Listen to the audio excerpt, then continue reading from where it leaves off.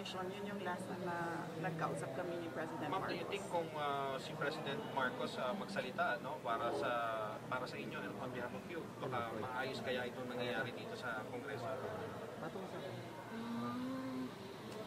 Alam nyo, kasi madami hindi nakakilala sa akin, pero mag-share ako konti ng ugali ko. Hindi ako humihingi ng tulong. Alam yan ng tatay ko, naging mayor siya, naging president siya. Hindi ako humihingi ng tulong talaga. Kaya nga kanina kung nakita ninyo, lumapit ako kay Congresswoman Gloria Arroyo. Sinabihan ko siya, ma'am, huwag ka na magpa-stress.